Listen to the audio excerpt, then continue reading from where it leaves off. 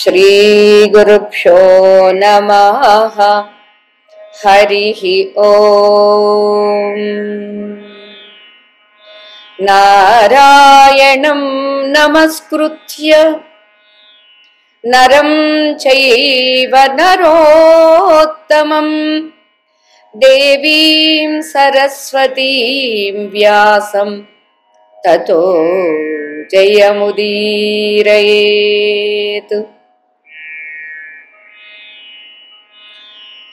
ओम प्रपन्नपारिजाताय स्तोत्रवेत्रैकपाणये ज्ञानमुद्राय कृष्णाय गीतामृतदुहे नमः।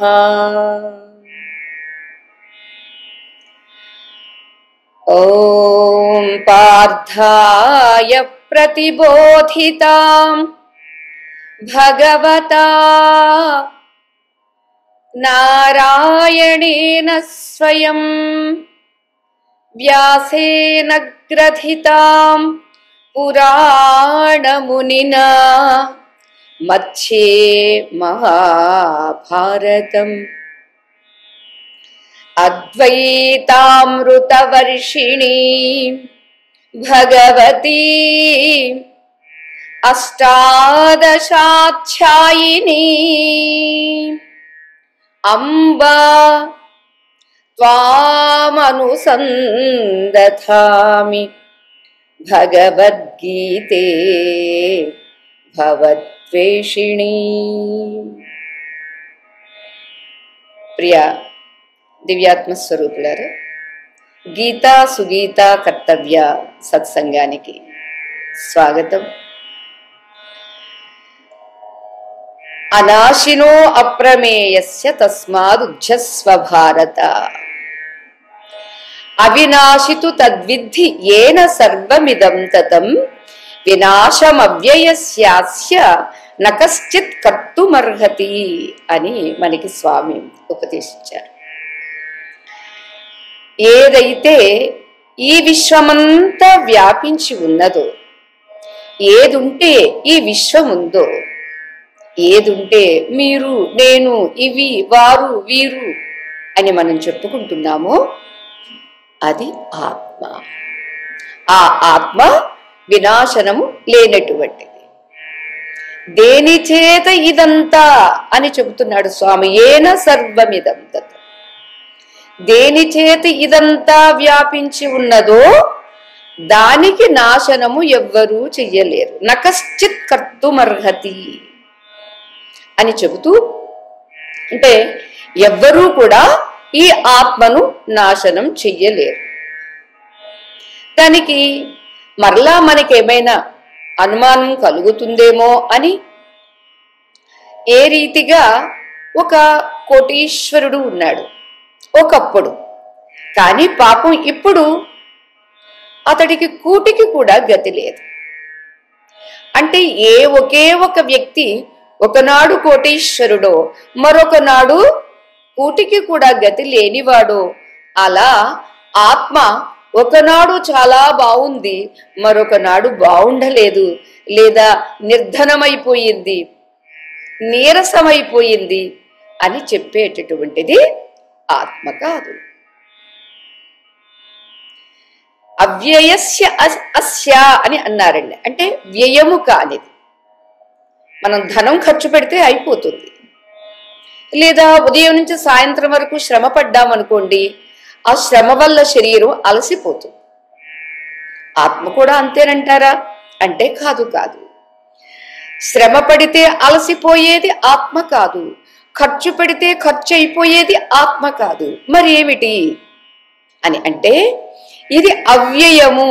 అంటే ఖర్చు అయ్యేది కాదు, శ్రమ పడేది కాదు, అలాగని సుఖపడేది కాదు, దుఃఖపడేది అంతకన్నా కాదు. మరి ఏమిటి అని అంటే వీటన్నింటికీ సాక్షిగా ఉన్నటువంటి అటువంటి సాక్షి స్వరూపమైనటువంటి ఆత్మను ఏ ఒక్కడూ కూడా నశింప చెయ్యలేడు అని అంటూ మనం స్వామి గతంలో చెప్పింది గుర్తు తెచ్చుకుందాం. ఆత్మాహి బ్రహ్మ. ఎందుకు ఆత్మ అవ్యయము అంటే ఎందుకు ఆత్మ శ్రమ లేదు, ఎందుకు ఆత్మకు వ్యయము లేదు అంటే ఖర్చు లేదు అని అంటే ఆత్మ అంటే బ్రహ్మస్వరూపం. బ్రహ్మస్వరూపం అంటే ఆత్మ. ఆత్మయే బ్రహ్మస్వరూపం కాబట్టి ఆత్మకు నాశనము ఎప్పుడూ ఉండదు అనేది ఒకటైతే, రెండవది తన భుజం మీద తాను కూర్చోలేడు, తన కాళ్లను తాను దాటలేడు. అంతేకాదు అగ్ని అన్నింటినీ కాలుస్తుంది కానీ తనను తాను కాల్చదు అని ఇన్ని ఉపమానాలు చెబుతూ తన కంటిలో ఉన్నటువంటి ఆ తెల్లగుడ్డు మీద ఉన్నటువంటి ఆ రేఖలను తన కన్ను చూడలేదు. సాధారణంగా అద్దం పెట్టుకుని చూస్తే అద్దంలో కనిపించే ప్రతిబింబాన్ని చూస్తుందే తప్ప బింబాన్ని బింబము చూడలేదు. ఎందుకని? అన్యం కాదు కాబట్టి. అలానే స్వరూపమైనటువంటి ఆత్మను మరి ఎవడు ఏమీ చెయ్యలేడు అంటే నశింప చెయ్యలేడు అని చెప్పాడు స్వామి ఆ శ్లోకం. అయితే మనకి లోకంలో నశించేవి కనిపిస్తూ ఉన్నవి, చూస్తూ ఉండగానే ఎంతో మార్పు చెందుతూ ఉన్నవి. మరి మీరు నాశనం లేదంటారేమిటి అనే ప్రశ్న నీకు కలుగుతుందా అర్జున అని అంటూ ఇక్కడ మనకి కిం పునః తత్ అసత్ యత్ స్వాత్మసత్తాం వ్యభిచరతి ఇది ఉచ్యతే అంతవంతః ఇది. అంటే ఏది తన యొక్క సత్తాన్ని వ్యభిచరిస్తుందో అంటే మారిపోతుందో అంటే కోల్పోతుందో అది అసత్. తన సత్తాన్ని కోల్పోకుండా ఉండేది సత్, కోల్పోయేది అసత్. అంచేత ఆ అసత్ ఏమిటో దాన్ని ఇప్పుడు స్వామి తెలియచేస్తూ ఉన్నాడు అంతవంతః అని అంటూ. అంతవంత ఇమే దేహా నిత్యస్యోక్తా శరీరిణః అనాశినో అప్రమేయస్య తస్మాద్యుజ్యస్వ భారత. అంటే ఇక్కడ స్వామి తెలియచేస్తూ ఉన్నారండి అంతవంతః అంటే దేనికి నాశనము ఉంటుందో అది అంతవత్తులు అని అంటారు. అంటే ఇక్కడ అంతవత్తులు నశించేటటువంటివి ఏమిటి అంటే ఇమే దేహా, ఈ శరీరాలన్నీ. అక్కడ యుద్ధంలో కదా స్వామి అర్జునుడికి చూపిస్తూ ఉన్నాడు ఇమే దేహాహ అని అన్నప్పుడు ఈ దేహానికి ఎగ్జంప్షన్ ఉంది అని అనుకోవద్దండి. ఈ దేహాలు అన్నప్పుడు దానిలో ఇది కూడా. హాలులో ఉన్నటువంటి మనము అని అన్నప్పుడు ఆ మనములో నేను కూడా ఉన్నాను కదా. అలాగే ఇమే దేహాహ అని అన్నప్పుడు ఆ క్షేత్రంలో ఉన్నటువంటి అందరి శరీరాలు కూడా అంతవంతః అంటే నాశనం చెందేటటువంటివి. నిత్యస్య ఉక్తా శరీరిణః, నిత్యస్య శరీరిణః అంతవంతః ఇమే దేహాః ఉక్తాః. ఎవరికండి ఎంతకు అంతమయ్యే దేహాలు అని అంటే నిత్యమైనటువంటి శరీరికి. శరీరము శరీరి, దేహము దేహి, గృహము గృహస్థు, లేదా స్త్రీలింగంగా చెప్పాలంటే గృహిణి. అలానే ఇక్కడ శరీరి అయినటువంటి ఆత్మకు శరీరములు అనేటటువంటి ఉన్నవే అవి నశించే స్వభావము కలిగినటువంటి, వేసుకున్నవి లేదా ధరించినటువంటి ఇమే దేహాహ, ఈ దేహాలన్నీ నశించేవే కానీ దేహి నశించడు. ఎందుకు నశించడు అని అంటే అనాశిన, నాశనము లేనటువంటి వాడు. అంతేకాదు అప్రమేయ, అంటే ఏ ప్రమాణాలకు అందేటటువంటి వాడు కాదు అని తెలుసుకుని, హే అర్జున తస్మాత్, ఆ కారణంగా యుద్ధస్వ, యుద్ధాన్ని చెయ్యి అని అన్నాడండి స్వామి ఈ శ్లోకంలో. అంటే అర్జునుడు చెప్పింది ప్రతి ఒక్కటి మనం తీసుకుంటున్నాం కాబట్టి మేము కూడా యుద్ధం చెయ్యాలండి. ఎవరితో యుద్ధం చెయ్యాలి? మనకు ప్రతికూలంగా ఉన్న వాళ్ళతో యుద్ధం చెయ్యాలా, మన శత్రువులతో యుద్ధం చెయ్యాలా అనేటటువంటిది ఇక్కడ గౌణం. ఏమిటో తెలుసా, అర్జునుడు అక్కడ యుద్ధం చేస్తాను అనే కర్తవ్యంతో వచ్చి యుద్ధం చెయ్యను అని చతికిల పడిపోయాడు కాబట్టి, మౌనాన్ని వహించి ఉన్నాడు కాబట్టి, శోకమోహాలకు గురి అయి ఉన్నాడు కాబట్టి, ఇక్కడ తత్వం చెబుతూ సత్తేదో అసత్తేదో రెండింటిని విడమర్చి చెబుతూ నీవు సత్, ఉన్నదే సత్, లేనిదంతా అసత్.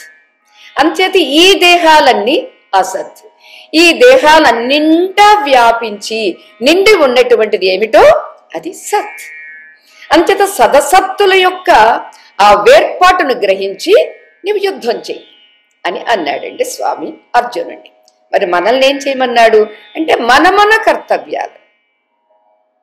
స్త్రీ అయితే తన కర్తవ్యం, పురుషుడు తన కర్తవ్యం, బ్రహ్మచారి, గృహస్థు, వానప్రస్థు, సన్యాసి, అలానే ఉదయం, మధ్యాహ్నం, సాయంత్రం, ఏ సమయంలో, ఏ ఋతువులో, అది ఒక చంద్రగ్రహణము, అది ఒక సూర్యగ్రహణము, ఇవన్నీ కొన్ని నిమిత్తాలుగా వచ్చేటటువంటి నైమిత్తిక కర్తవ్యాలు కూడా ఉంటాయి. అంచేత మనదైనటువంటి కర్తవ్యాన్ని చెయ్యడమే ఇక్కడ యుద్ధస్వ అని స్వామి చెప్పాడు. ఓకే, ఇంతకు ఏమిటి స్వామి దీనిలో చెప్పినటువంటిది అని అంటే, అంతవంతః, వేటికి వినాశము ఉంటుందో అవి అంతవత్తులు. తెలుగులో చెప్పాలంటే అంటే అంతము, నాశనము దేనికి కలిగి ఉంటుందో అది నశించే వస్తువు, అంతవత్తు అని చెప్పొచ్చు. దీనికి ఉదాహరణగా ఇక్కడ మనకి తెలియచేస్తూ ఉన్నారు. మృగతృష్ణిక అంటే ఎండమావి, ఎడారి అంటాం కదా. ఆ ఎడారుల్లో మనం దూరం నుంచి చూస్తే నీళ్లు ఉన్నట్టుగా తళతళ మెలమెల నీళ్లు ఎలా మెరుస్తాయో అలా మెరుస్తూ కనిపిస్తుంది. అయితే దాహం వేసింది, దాహం వేసిన మనము కాస్త ఆ ఇసుక తిన్నెల్లో నడుచుకుంటూ వెళ్ళాము. తీరా నడుచుకుంటూ వెళితే ఆ నీళ్లు కూడా దూరంగా వెళుతున్నట్టు కనిపిస్తాయే తప్ప నీళ్లు అక్కడే ఉన్నట్టుగా మనకి కనిపించవు. కాస్త యోచిస్తే అంటే దాన్ని ఎలా గ్రహించాలి అనేటటువంటి ప్రమాణంతో, ప్రమాణం ఏమిటి? మనకి కళ్ళు ఒక ప్రమాణం. ప్రమాణం అంటే ఏమిటో తెలుసా? కొలత బద్ద. అంటే ఇప్పుడు నేను చూడాలి అని అనుకున్నప్పుడు నాకు కన్ను ప్రమాణం. ఈ కన్ను అనే ప్రమాణంతో అంటే కన్ను అనే కొలత బద్దతో దృశ్యాన్ని నేను చూస్తున్నాను, రూపాన్ని నేను చూస్తున్నాను. అంచేత నాకు శరీరిని అయినటువంటి నాకు, ఆత్మను అయినటువంటి నాకు కన్ను ఒక ప్రమాణం. ఓకే, కంటి ద్వారా చూసినప్పుడు అక్కడ ఏముంది అని అంటే స్ఫటికలింగం ఉన్నది. ఆ స్ఫటికలింగంలో ఏదో మెరుస్తూ కనిపిస్తుంది అని అంటే నిజంగా స్ఫటికలింగంలో ఉందా అని ఆలోచించినప్పుడు కాస్త దగ్గరికి వెళ్ళి చూసినప్పుడు స్ఫటికలింగంలో ఏమీ లేదు. ఎప్పుడైతే కంటితో దగ్గరికి వెళ్ళి చూస్తానో ఈ కంటితో మరొకటి కూడా ప్రమాణంగా తీసుకుంటాను నేను. ఏమిటది? బుద్ధి. నాకు తెలిసినటువంటి అదివరకటి జ్ఞానంతో ఇప్పుడు ప్రత్యక్షంగా చూస్తున్నటువంటి జ్ఞానంతో నేను పోల్చి చూస్తే ఇందాక చూసినప్పుడు పువ్వు దానిలో ఉన్నట్టు కనిపించింది, కానీ దగ్గరికి వెళ్ళి చూస్తే పువ్వు దానిలో లేదు. బయట ఉన్నటువంటి పువ్వు యొక్క ప్రతిబింబము స్ఫటికలింగంలో కనిపిస్తుంది. ఎందుకని? స్ఫటికం కాబట్టి, అది స్వచ్ఛంగా ఉంది కాబట్టి. ఇదిగో నాకు నా కన్ను ప్రమాణము, నా బుద్ధి ప్రమాణం. ఈ రెండింటి ద్వారా వాస్తవంగా స్ఫటికంలో ఏ పువ్వు లేదు, ఏ రంగు లేదు అనేది ఎలా తెలుస్తుందో, అలానే కనిపించినటువంటి మృగతృష్ణిక అంటే ఎడారిలో ఎండమావిలో నీళ్లు ఉన్నట్టు కనిపించినా అరెరే ఉన్నట్టు కనిపిస్తున్నవే తప్ప వాస్తవంగా నీరు లేదు. ఎందుకని? ఎడారి అని అన్నప్పుడు అక్కడ ఇసుక తిన్నెలే ఉంటాయి. ఆ ఇసుకలో ఉన్నటువంటి ఇసుక రేణువులు సూర్యరశ్మికి తళతళ మెరిసి నీళ్లు ఉంటే ఎలా పారుతూ ఉన్నటువంటి నీళ్లు మనకి కదులుతూ మెదులుతూ ఉన్నట్టుగా అనిపిస్తుందో అలానే ఇక్కడ కూడా మనకి అనిపిస్తుంది అని అన్నప్పుడు ఏమయ్యింది? నీళ్లు లేవు. నీళ్లు లేకపోయినా కనిపిస్తుంది కాబట్టి ఇది ఎడారి అని ఈ ఎండమావి అనేటటువంటి దాన్ని మనం నిశ్చయం చేసుకోవచ్చు. ఓకే, ఇంత ఉదాహరణ దేనికోసమండి? ఇంత ఉపమానం, ఈ దృష్టాంతం దేనికోసమండి అని అంటే మన కోసం. ఏమిటి మన కోసము అని అంటే కనిపించే ఈ దేహము నిత్యము సత్యము అని మనం అనుకుంటున్నాం. నిత్యం లా కనిపిస్తుంది, సత్యం వలే కనిపిస్తుంది. మరి నిత్యమా సత్యమా అని అంటే మనం ఒక్కసారి ఆలోచన చేస్తే స్వామి ముందుగా చెప్పినట్టుగా బాల్యావస్థ, కౌమారావస్థ లేదా యవ్వనావస్థ, వృద్ధావస్థ అనేటటువంటివి ఈ అవస్థలన్నీ శరీరంలో మనకి కనిపిస్తుంది. శరీరంలో కనిపించేటటువంటి ఈ అవస్థ ఏది సత్యమందాము? బాల్యావస్థ సత్యమా? అరే రే పోయిందే, జారిపోయిందే, ఇప్పుడు కనిపిద్దామంటే చూద్దామంటే కనిపించటం లేదే. పోనీ యవ్వనావస్థ ఉంటుందా? బాల్యావస్థ అంటే అంత అజ్ఞాన దశ అండి, ఏమీ చేయలేడు, ఏమీ సాధించలేడు. ఓకే, యవ్వనావస్థలో తిరిగి మరలా ఇప్పుడు ఒకసారి ఆ యవ్వనావస్థని తెచ్చుకుందామా, చూపిద్దామా అని అంటే ఫోటోలు చూపించగలమే తప్ప ఈ దేహంలో మరలా మనం తీసుకుని రాలేము. ఎందుకని? అంతవంత అసత్తు కాబట్టి కనిపించట్లేదు. ఇక వృద్ధావస్థ ప్రస్తుతమైతే ఉందండి. ఈ వృద్ధావస్థ కూడా మరలా మరొక అవస్థ అంటే మరణావస్థ వచ్చినప్పుడు ఈ వృద్ధావస్థ కూడా కనిపించింది. అందుచేత ఇవన్నీ ఏమిటి? అంతవంత. ఏ రీతిగా ఎడారిలో నీరు కనిపిస్తుందో, స్ఫటికలింగంలో పుష్పము లేదా రంగు కనిపిస్తుందో, కనిపించడానికి ఉందే తప్ప నిజంగా లేదో, అలానే ఇక్కడ కూడా నా ఈ శరీరములు అనేటటువంటివి, నా ఈ అవస్థలు అనేటటువంటివి ఉన్నట్టు కనిపిస్తున్నవే తప్ప వాస్తవంగా లేవు. ఎందుకు లేవు? అవి సత్తు కాదు కాబట్టి, అసత్తులు కాబట్టి. అంతే. దీనికి పేరేమొచ్చిందండి? అంతవంత. అంటే అంతమయ్యేటటువంటి స్వభావము కలిగినటువంటివి. అంచేత ఇటువంటి అంతవంతమైనటువంటి వీటిని ఇంకా మనం మన అనుభవంలో చూడాలి అంటే జగద్గురు శంకర భగవత్పాదులు వారు ఓన్లీ ఒక లాజిక్ గా చెప్పి లేదా యుక్తి చెప్పేసి ఊరుకోరండి. అనుభవాన్ని కూడా వారు గుర్తు చేస్తూ ఉంటారు. ఎలా అంటే మనకి కళ వచ్చింది, మనం మంచం మీదే ఉంటాము, మన శరీరం మంచం మీదే ఉంటుంది, కళ వచ్చింది. కళలో ఒకసారి ఎప్పుడో అమ్మ మేము ఉన్నప్పుడు ఒకసారి చంద్రగ్రహణ సమయానికి కురుక్షేత్రం వెళ్ళామండి. కురుక్షేత్రంలో ఆ గ్రహణ సమయంలో అక్కడ నదిలో దిగి స్నానం చేసి అక్కడే ఉండి జపం చేసి ఆ తర్వాత పైకి వచ్చి బ్రాహ్మణుడికి దానం చేశాము. అది గుర్తొచ్చింది రాత్రి నేను పడుకునేటప్పుడు. మరలా నాకు కలలో కురుక్షేత్రం వెళ్ళిపోయాను. ఏమీ వెహికల్ లేదు, విమానము లేదు, ట్రైను లేదు, బస్సు లేదు, కారు లేదు, వెళ్ళిపోయాను. ఎలా? స్వప్నం. సంకల్ప మాత్రంతో కురుక్షేత్రం వెళ్ళాను. మరి నిజంగా వెళ్ళానా? మెలకు వచ్చింది కళ నుండి. మెలకు వస్తే వెళ్ళానా? ఇక్కడే ఉన్నాను. వెళ్ళలేదా? ఎందుకు వెళ్ళలేదు? వెళ్ళాను, వెళ్ళలేదు. ప్రత్యక్షంగా వెళ్ళానంటే వెళ్ళలేదు. అది స్వప్నంలో శరీరం ఎలా వెళ్ళి వచ్చినట్టు నాకు అనిపించిందో, స్వప్న శరీరము ఏ రీతిగా సత్యం కాదో అసత్తో ఈ కనిపించే ఈ శరీరము కూడా అంతే అసత్ అని కొట్టుపడేస్తున్నారు. ఆచార్య స్వామి వారు కాబట్టి కొట్టుబడేస్తారు. మేమెలా కొట్టుబడేస్తామండి, మీరు కొట్టుబడేద్దామని మేము ఒప్పుకోమండి అని అంటే, ఒప్పుకోకపోయినా వివేకిస్తే ఒప్పుకొని తీరాలి. ఎందుకని? ఇదంతా మాయా నిర్మితము. యా మాసా మాయా. ఏది లేదో అది ఉన్నట్టు కనిపిస్తుందండి. అరే, ఎడారిలో నీళ్లు ఉన్నట్టు కనిపిస్తున్నవి కదా, మరి కనిపిస్తున్నావు కాబట్టి ఉన్నవందామా? తీరా దగ్గరికి వెళ్ళి చూస్తే లేదు. అలానే ఇక్కడ కూడా దీన్ని పట్టి చూస్తే, అంటే పట్టింటే పట్టకారుతో పట్టాలండి, 2 వేళ్లతో పట్టాలండి అంటే వివేకంతో పట్టాలి. ఇది ఉందా, ఇది ఉంటుందా, ఉంటే కలలో కూడా ఉండాలి, ఉంటే గాఢ నిద్రలో కూడా ఉండాలి, ఉంటే ఏ మార్పు లేకుండా ఉండాలి. ఉందా? అబ్బే, ఎక్కడుందండి? ఎన్ని మార్పులండి! నిన్నటికి ఈ రోజుకి మార్పు అండి, పొద్దుటికి ఇప్పటికీ మార్పు అండి. దాని స్వభావం. అందుచేతనిది అంతవంతః. ఇంతకు ఈ అంతవత్తులైనటువంటి దేహాలు ఎవరికండి అని అంటే అక్కడ చెప్పారండి. అది మనం క్యాచ్ చెయ్యాలి.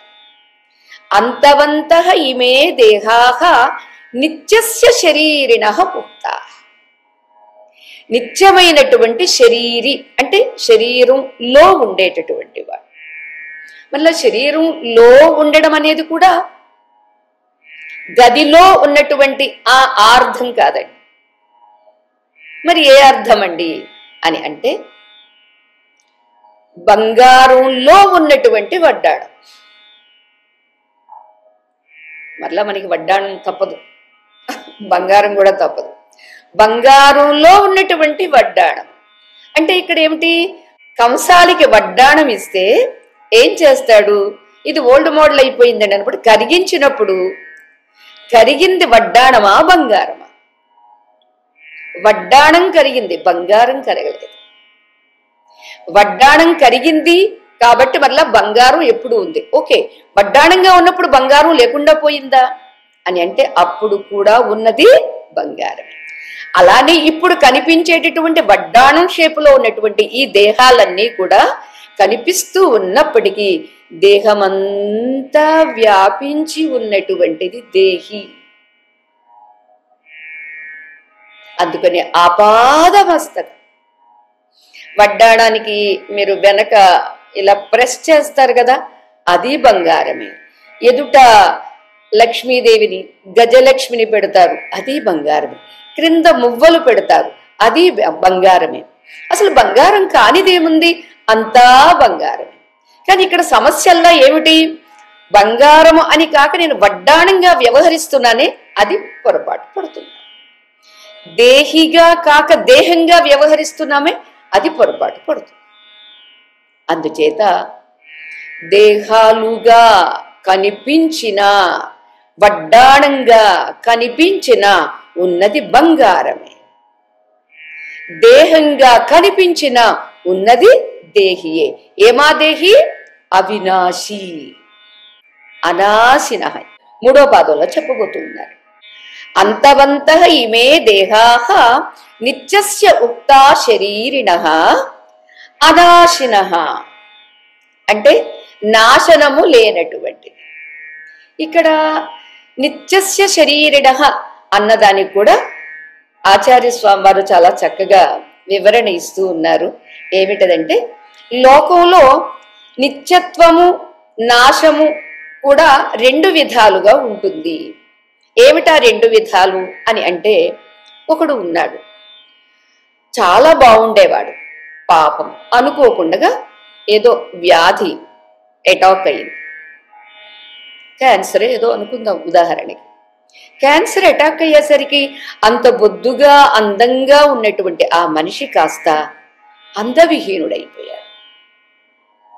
అందమంతా ఏమైపోయిందో తెలియదు, ఆ శక్తి సామర్థ్యాలన్నీ ఏమైపోయినవో తెలియదు. అంటే వ్యాధిగ్రస్తుడయ్యాడు. ఇది ఒక రకపు నాశనం. అంటే అది వరకు కనిపించిన ఆ అందము, ఆ శక్తి, సామర్థ్యం అన్నీ నశించిపోయింది. అందవిహీనుడయ్యాడు, వ్యాధిగ్రస్తుడయ్యాడు. ఇది ఒక నాశనం. ఇక రెండవది, ఒక 6 మాసాలు లేదా సంవత్సరము తర్వాత ఆయన గతించాడు. అంటే ఎవరైతే ఒక పేరు పెట్టి మనం వ్యవహరిస్తున్నామో అతను కాస్త మరణిస్తే ఏమవుతుంది? ఆ శరీరాన్ని దహనం చేస్తున్నారు. అంటే ఏమయ్యాడు? అతను భస్మమైపోయాడు. అతని శరీరము దగ్ధమైపోయింది. ఇవి 2 రకాల నాశనములు అంటారు. అంటే చూస్తూ ఉండగా మారిపోయాడు, వ్యాధిగ్రస్తుడయ్యాడు. ఇక రెండవది, చూస్తూ ఉండగా మరణించాడు, చూస్తూ ఉండగా దహనం చేశారు, దగ్ధమైపోయాడు, భస్మమైపోయాడు. ఇది 2 రకాల నాశనము అని చెబుతూ ఉంటారండి. ఆ రకంగా ఆత్మ కూడా వ్యాధిగ్రస్తమవుతుందా, శక్తిహీనమవుతుందా అంటే కానే కాదు. ఆత్మ కూడా భస్మమైపోతుందా, దహనమైపోతుందా అంటే కానే కాదు. అందుచేత అది నిత్యము, నిత్యస్య శరీరిణః, ఎప్పుడూ ఉండేటటువంటి ఈ శరీరికి ఈ దేహములన్నీ అంతవంతములు. నిత్యమైనది అది ఉంటేనే ఇది కనిపిస్తుంది. బంగారం ఉంటేనే వడ్డాణం కనిపిస్తుందే తప్ప బంగారం లేకుంటే వడ్డాణమే లేదు. అంచేత ఉన్న బంగారం ఎప్పుడూ చెక్కు చెదరదు. బంగారము యందు కనిపించే వడ్డాణం, బంగారానికి వడ్డాణం. అలా ఇక్కడ నిత్యస్య శరీరిణః ఇమే దేహాః అంతవంతః, నిత్యమైనటువంటి ఈ శరీరికి అంటే ఆత్మకు అంతవంతములు, నాశనమయ్యేటటువంటి ఈ శరీరములు ఉన్నవి. అంటే సెల్ ఫోన్ కలిగిన నేను అని అన్నాను అనుకోండి, సెల్ ఫోన్ వేరే, నేను వేరే. సెల్ ఫోన్ నాకు దూరంగా ఉండవచ్చు, లేదా అది ఎవరికైనా ఇచ్చేసేయొచ్చును. సెల్ ఫోన్ లేకుండా కూడా నేను ఉండగలను. అలానే ఇక్కడ కూడా సెల్ ఫోన్ కలిగి ఉన్న నేను అన్నట్లుగానే దేహము కలిగి ఉన్న నేను, వడ్డాణము కలిగి ఉన్న బంగారం. అంచేత ఇక్కడ కూడా మనం ఆలోచన చేస్తే నిత్యమైనటువంటి శరీరికి అంటే ఆత్మకు ఈ దేహములు కలిగి ఉన్నవి. దేహములు కలిగి ఉన్న ఆత్మ ఎప్పుడూ నిత్యం, అంటే శరీరం ఎప్పుడు సత్యము, శాశ్వతము, నిత్యం. కానీ ఈ శరీరములో ఉన్నవే అవి అనిత్యం, అవి అశాశ్వతం. అంటే వడ్డాణము అశాశ్వతం, బంగారము సత్యము, శాశ్వతం. అందుచేత ఒక వ్యాధి వస్తే మారిపోవడము, మరణిస్తే కాలిపోవడము అనేటటువంటి ఈ 2 లక్షణాలు శరీరీ అయినటువంటి ఆత్మకు లేవు. అందుచేత నిత్యస్యోక్తా శరీరిణః అని చెప్పారు. ఈ శరీరికి ఆత్మ, నిత్యమైనటువంటి ఈ ఆత్మకు శరీరములు కలిగి ఉన్నవి అని అంటూ, అనాశినః అప్రమేయస్య, నాశన స్వభావం అసత్వైనటువంటి దేహాలకు ఉంది, ప్రపంచానికి ఉంది, కానీ పరమాత్మకు లేదు. ప్రపంచము అంటేనే అది పరివర్తన చెందుతూ ఉండేటటువంటిది. అలానే దేహములు అనేటటువంటివి లేదా శరీరములు, శరీరము శరీరి తేడా ఉందండి. శరీరము అంటే దేహములు, శరీరి అంటే దేహి. అంటే దేహి అంటే ఆత్మ, దేహము అంటే అనాత్మ. అంచేత ఇక్కడ నిత్యస్య శరీరిణః అని చెబుతూ ఆ తత్వం ఏమిటి? అనాశినః అంటే నాశనము లేనటువంటి. అటువంటి నాశనము లేనటువంటి ఈ నిత్యమైనటువంటి ఆత్మతత్వము ఉందే, అది ఎప్పుడూ మార్పు లేనటువంటిది అని చెబుతూ మరొక ఉదాహరణ ఇక్కడ మనకి తెలియచేస్తూ ఉన్నారు. ఇప్పుడు పృథివీ అంటే మట్టితో ఎన్నో చేస్తూ ఉంటారు. మట్టిలో కలిగేటటువంటి ఆ పరిణామం వల్ల కుండగా, మూకుడుగా, అలాగే ఒక శ్రీకృష్ణుడి విగ్రహంగా, అలాగే ఒక చింపాంజీ, సింహము, హనుమ, ఇలా ఎన్నెన్నో రూపాలు మనకి కనిపిస్తూ ఉన్నది. మట్టిలో జరిగినటువంటి మార్పు వల్ల ఈ రూపాలు కనిపిస్తూ ఉన్నవి. మరి ఈ మట్టి సత్యమా, మట్టిలో జరిగే మార్పులు సత్యమా అని అంటే ఇంత మట్టితో ఏవేవి తయారు చేసినా, నిన్న మొన్న అన్ని చోట్ల గణేష్ నిమజ్జనాలు చాలా బాగా చేశారు. అయితే ఇంత నిమజ్జనాల్లో ఆ రూపం కనిపించి 9 రోజులు ఉపాసన చేసి అంత పెద్ద పెద్ద విగ్రహాల్ని ఆ క్రెయిన్స్ తోటో లేకపోతే ఈ ప్రొక్లైన్స్ తోటో అలా పైనుంచి పడేస్తూ ఉంటే ఆ రూపాన్ని ధరించి ఉన్నటువంటిది నీటిలో వేసేస్తూ ఉంటే అబ్బా ఆ రూపం విచ్ఛిన్నం అయిపోతుంది కదా, ఎన్ని రోజులు ఆ రూపం కనిపించింది కదా అని మనకు అనిపిస్తూ ఉంటుంది. అయితే గణేష రూపంగా ఉన్నటువంటిది ఏమిటి? ఇవాళ పిఓపితో చెయ్యొచ్చుగాక, కానీ మట్టితోటే చెయ్యాలి అని మనకి శాస్త్రం. ఎందుకంటే మట్టితో చేసిన ఈ మూర్తి మన చేత 9 రోజులు పూజలు అందుకొని ఒక మంత్రము, ఒక భక్తి, ఒక శ్రద్ధ, ఒక నివేదన ఇన్ని స్వీకరించబడినటువంటి ఆ మూర్తిని తిరిగి నిమజ్జనం అంటే నీటిలో మజ్జనము, నిమజ్జనం అంటే పూర్తిగా ఏమి అవశేషం లేకుండా కలిసిపోయేట్టుగా చేసేది నిమజ్జనం. అలా చెయ్యడం ద్వారా ఎన్ని రోజులు చేసినటువంటి ఈ శక్తి, ఈ మహత్తు నీటిలో కలిసి ఆ నీటి ద్వారా ఎన్ని ప్రాణులు అవి సేవిస్తాయో, మరి ఎన్ని పంటలకు ఆ నీళ్లు సరఫరా చెయ్యబడుతుందో, ఈ శక్తి, ఈ మహత్తు, ఈ మంత్ర ప్రభావము అంతా అందరికీ ప్రసరించాలి అనేటటువంటిది నిమజ్జనం. ఓకే, ఇంత మనకి చెప్పుకునేది ఏమిటంటే గణేష అన్నప్పుడు కూడా అక్కడ ఉన్నటువంటిది మృత్ మట్టి. అయితే ఆ మట్టిలో మార్పు మనకి ఏం కనిపిస్తుంది? గణేశుడు కనిపిస్తున్నాడు. ఈ కనిపించిన గణేశుడు మరలా మనం నీళ్లల్లో కలిపేసరికి ఏమవుతుంది? మూలమైనటువంటి పదార్థంగా మిగులుతుంది, అంటే మట్టిగా మిగులుతుంది. నీళ్లల్లో కలిసిపోతే మట్టి ఏమవుతుందండి? మట్టిగా. ఇది మూర్తి కాస్త మట్టిగా మిగులుతుంది. అంచేత ఇక్కడ మట్టిలో ఒక మార్పు మూర్తిగా కనిపించింది కాబట్టి ఆత్మ కూడా అలా పరిణతి చెంది కనిపిస్తుందా అనే సంశయం వస్తుందేమో, ఆ అభిప్రాయం నీకు కలుగుతుందేమో. అందుచేత అభిప్రాయం కలగడానికి అవకాశము లేదు. అందుచేతనే నిత్యస్య అనాశినః అని 2 పదాలు వాడాడు స్వామి. 2వ పాదాలు అంటే శ్లోకానికి 4 పాదాలు కదా. అంతవంతః ఇమే దేహాః ఇది మొదటి పాదం. నిత్యస్యోక్తా శరీరిణః ఇది 2వ పాదం. ఇక 3వ పాదం ఏమిటి? అనాశినః అప్రమేయస్య ఇది 3వ పాదం. తస్మాదుజ్జస్వ భారత ఇది 4వ పాదం. ఇక్కడ మనం పై 2 పాదాలు చెప్పుకున్నాం. 3వ పాదంలో ఏమిటి?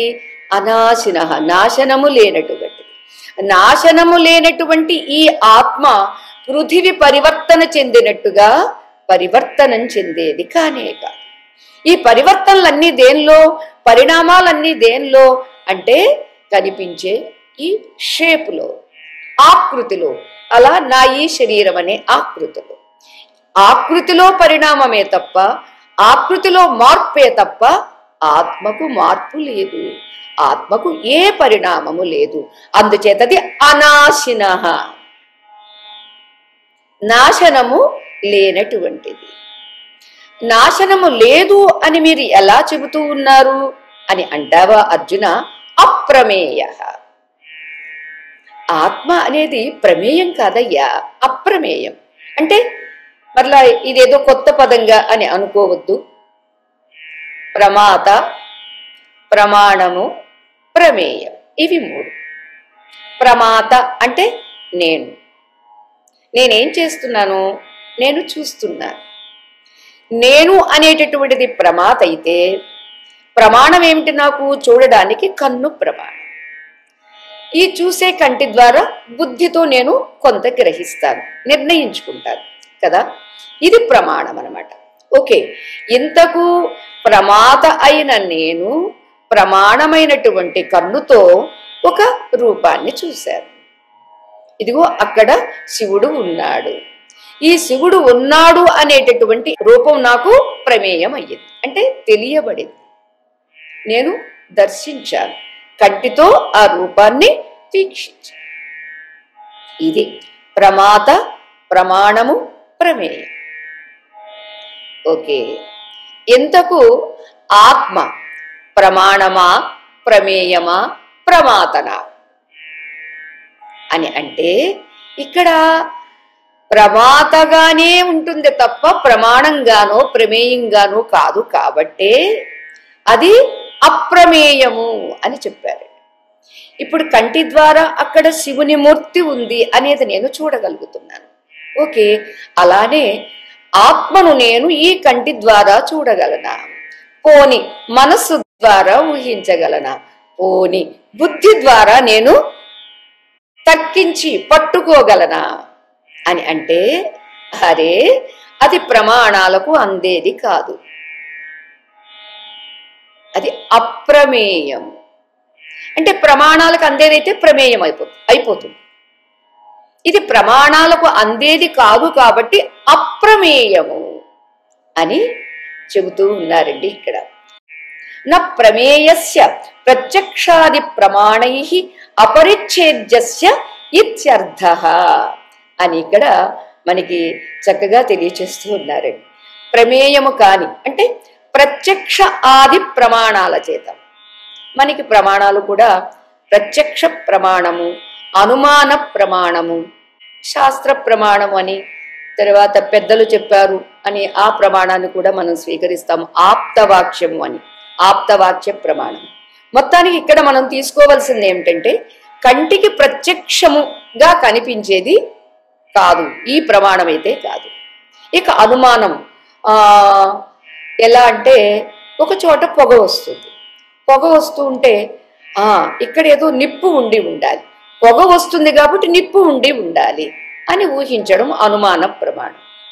అదే తెల్లవారుజామున పొగ కనిపించింది అనుకోండి, అలా మనం కొండవైపుకు చూస్తే ఓ చాలా పొగగా కనిపిస్తుంది, ఇది పొగనా, ఇది మంచు పొగనా లేక నిప్పు పొగనా అని కాస్త యోచిస్తే, చూసే కంటి ద్వారా బుద్ధితో కూడా యోచిస్తే ఆహాహా ఇది నిప్పు పొగ కాదు మంచు పొగ అని తెలుస్తుంది.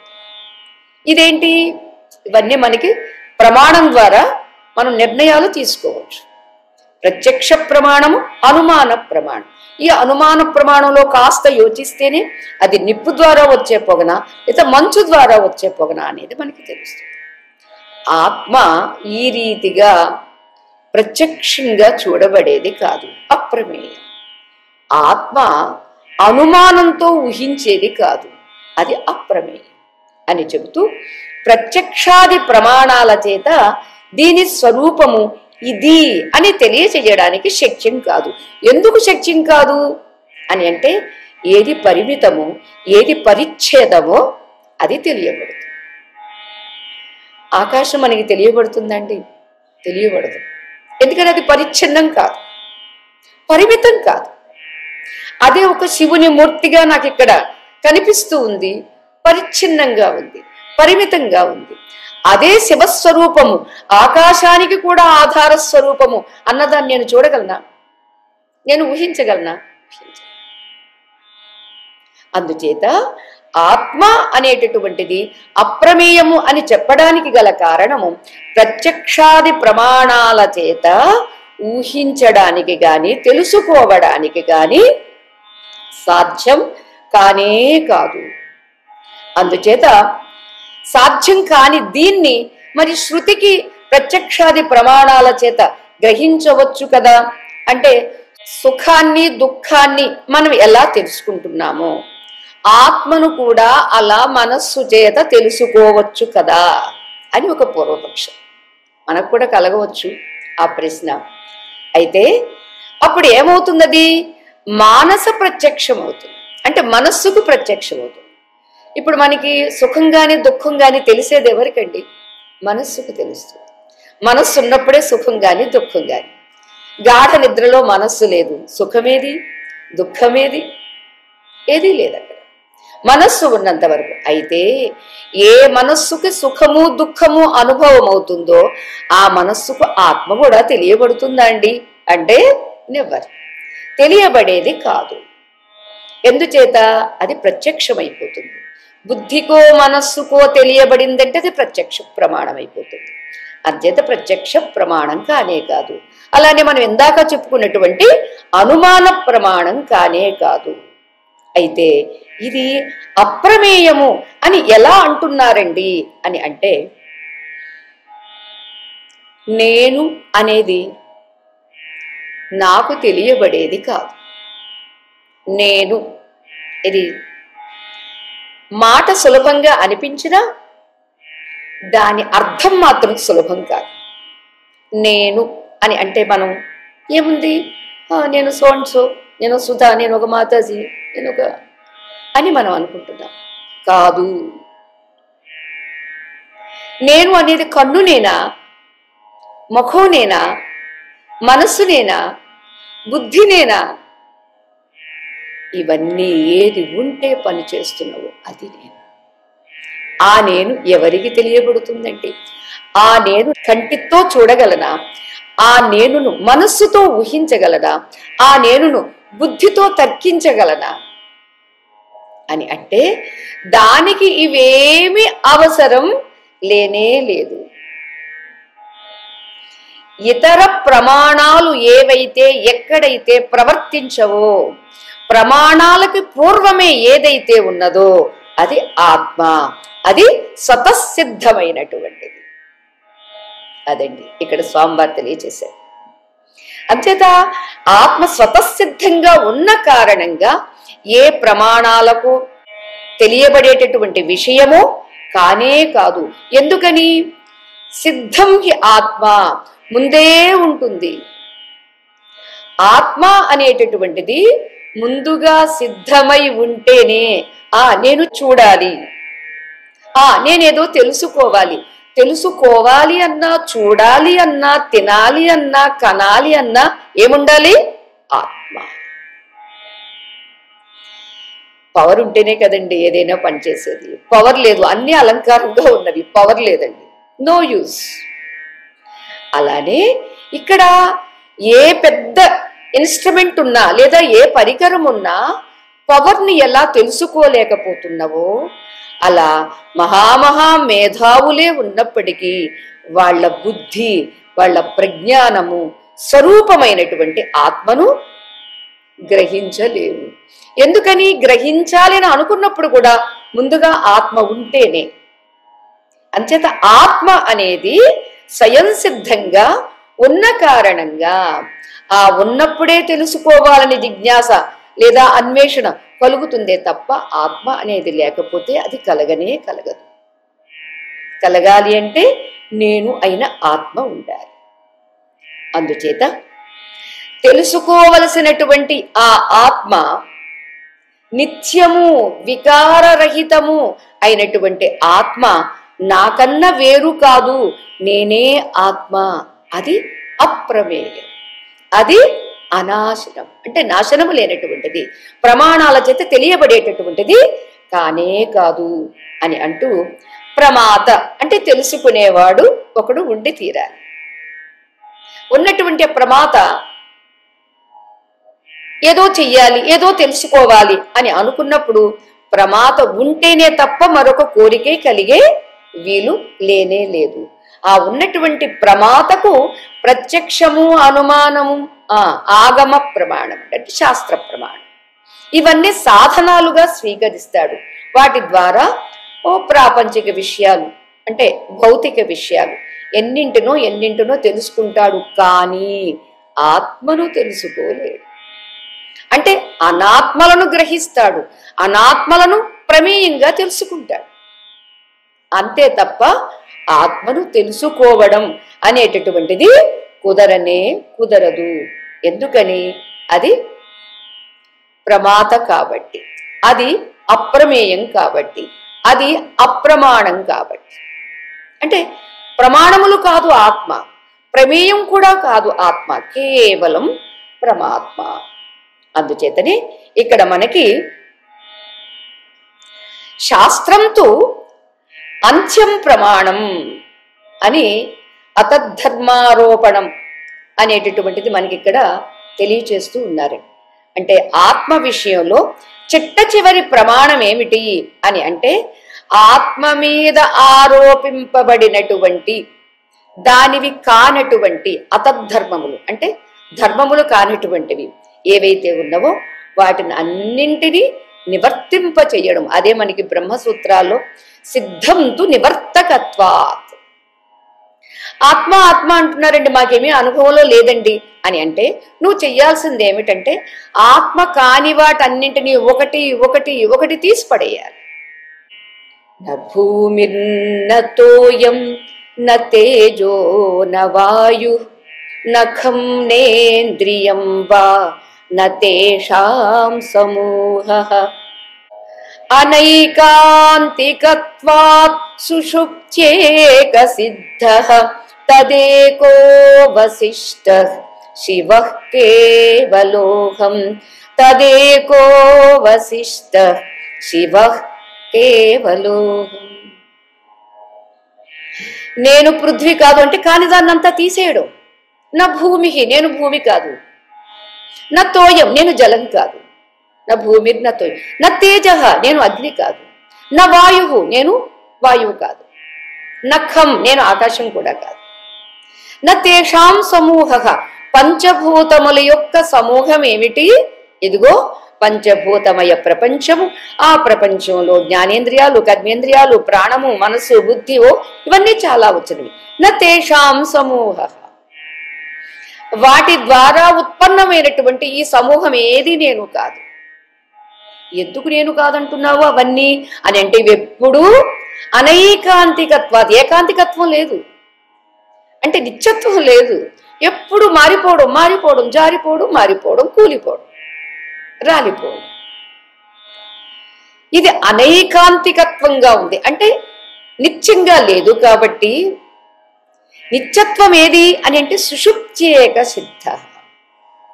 జాగ్రత్త అవస్థలో ఎన్నో మార్పులు, స్వప్నావస్థలో ఎన్నో మార్పులు, సుషుప్త్యవస్థలో మార్పు లేకుండా ఉన్నది.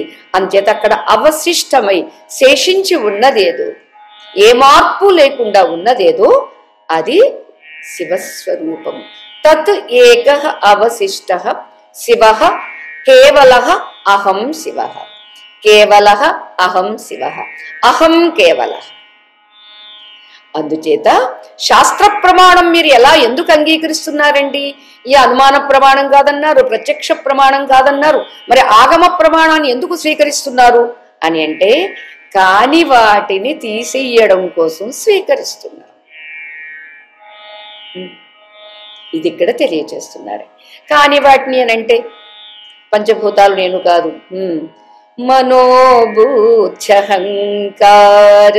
చిత్తాని నాహం నచ శ్రోత్రజీఫే నచ ఘ్రాణ నేత్రే నచ వ్యోమ భూమి న తేజో న వాయు చిదానంద రూప శివోహం శివోహం.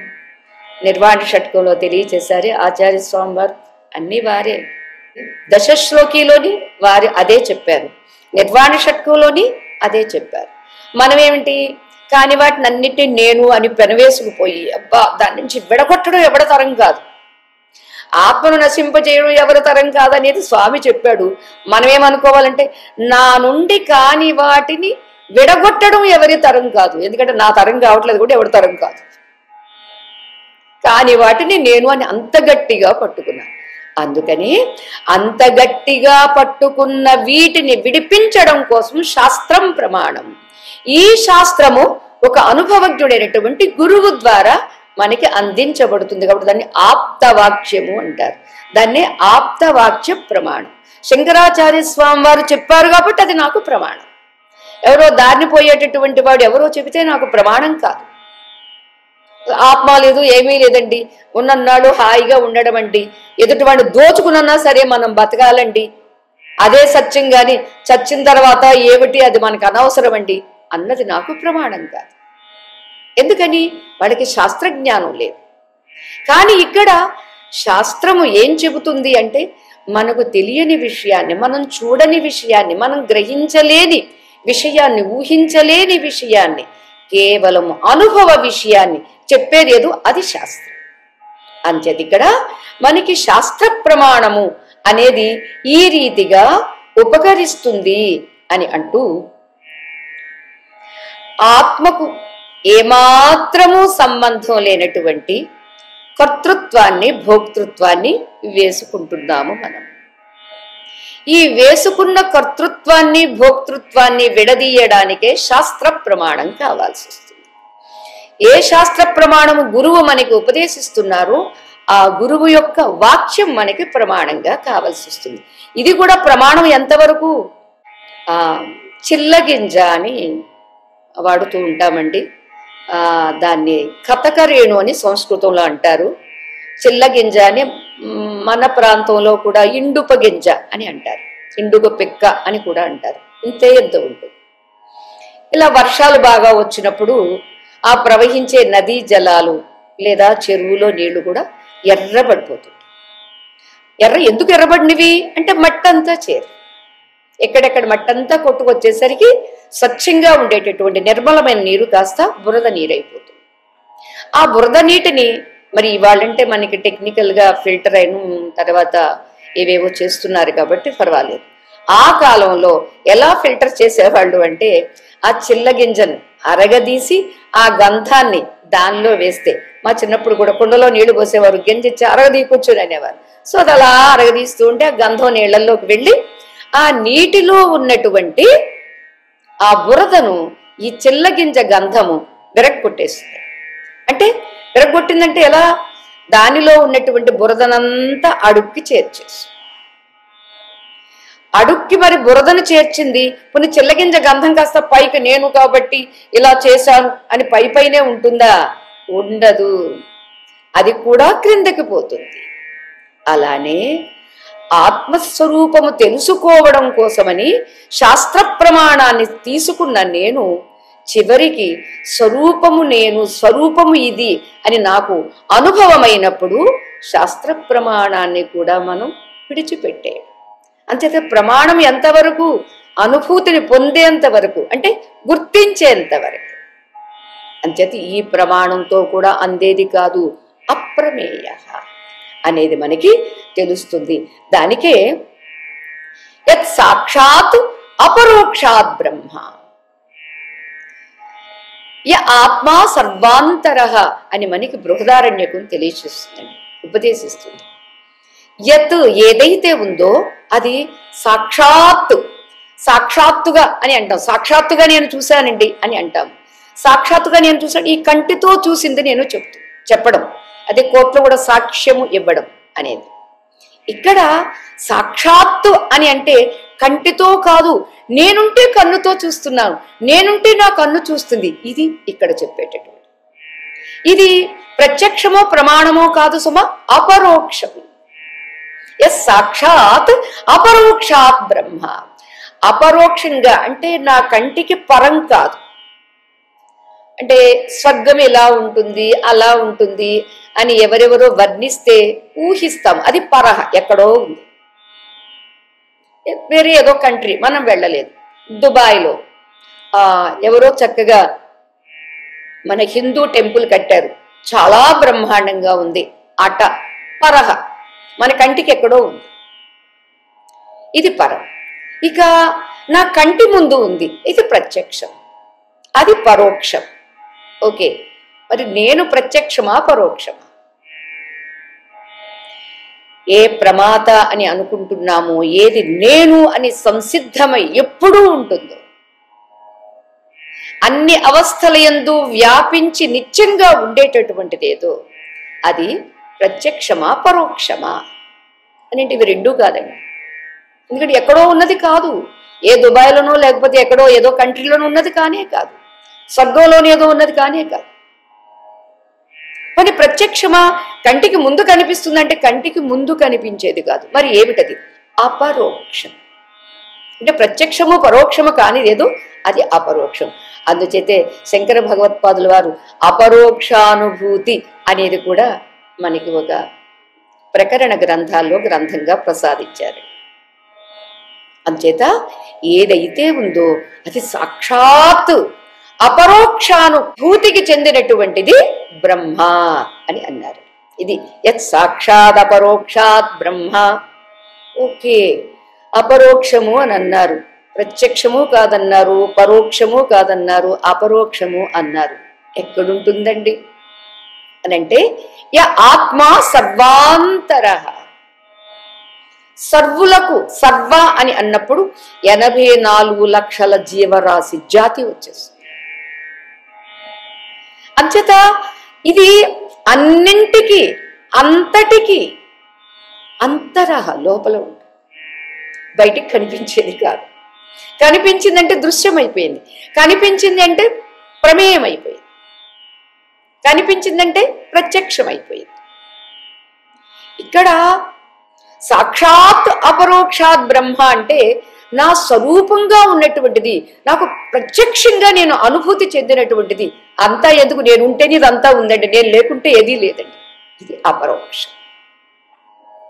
అందుచేత ఏది సాక్షాత్తు ప్రత్యక్షంగా కనపడేటటువంటి అంటే అనుభవమైనటువంటి బ్రహ్మయో ఆ బ్రహ్మ అందరికీ అన్నింటికీ అంతః లోపల ఉన్ననే ఉన్నది.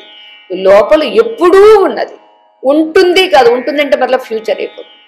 లోపల ఉండనే ఉన్నది, ఉంది, ఉంటుంది కాదు సుమా, ఉంది.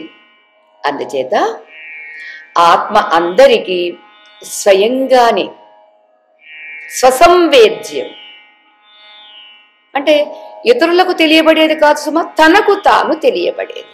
అంచేత ప్రత్యక్ష వేద్యము లేదా స్వసంవేద్యము అని చెప్పేటటువంటిది ఆత్మ. కాబట్టి అటువంటి ఆత్మ నిత్యము, వికారరహితము, నాశనము లేనటువంటిది అనే జ్ఞానంతో అర్జున యుద్ధం చేయబోయ్ అని చెప్తున్నాడండి స్వామి.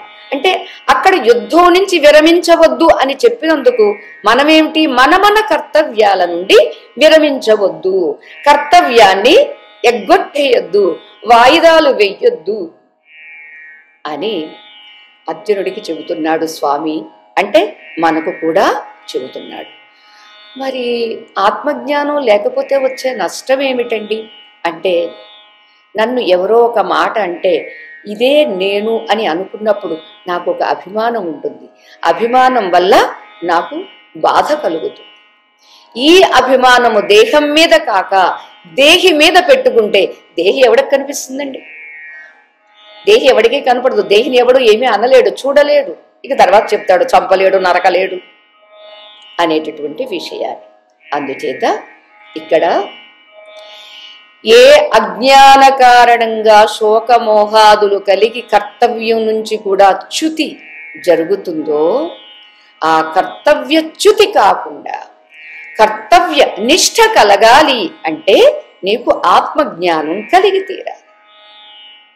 నేను నేను అని అంటున్నావు, ఆ నేనేదో తెలుసుకోవాలి. రమణ మహర్షి గారు చెప్పినట్టు పళ్ళన్నీ ప్రక్కన పడేసి ముందు నేనేదో తెలుసుకోవాలి.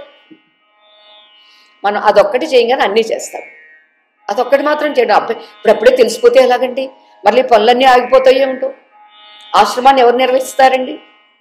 నేను ఆత్మజ్ఞానం అయిపోయి ఆత్మజ్ఞానిగా కూర్చుంటే ఈ పనులన్నీ ఎవడు చేస్తాడండి అనే ప్రశ్న కలుగుతుందేమో. అర్జున, అవసరం లేనే లేదు. ఆత్మజ్ఞానంతో వ్యవహరించు. ఆత్మగా మిగిలి వీటన్నింటినీ అంటే ఇప్పుడు ఆత్మగా మిగిలిన వాళ్ళకి శత్రువులు ఉండరా అండి అని అంటే, శత్రువులు నామకావాస్తే, మిత్రులు నామకావాస్తే. ఎందుకని ఉన్నది ఒకే ఒక ఆత్మ, ఆత్మశత్రువుగా కనిపిస్తున్నాడు, ఓకే కాసేపు భేదాన్ని. అదే ఆత్మమిత్రుడిగా కనిపిస్తున్నాడు, ఓకే కాసేపు స్నేహాన్ని. ఇవి రెండూ కూడా లీలయే తప్ప ఏది సత్యం కాదు.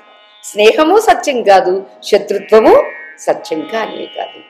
ఇది జ్ఞానం కలగడం వల్ల మనకి కలిగినటువంటి తృప్తి, సుఖము, శాంతి. అంచేత తస్మాత్ యుద్ధస్వ భారత.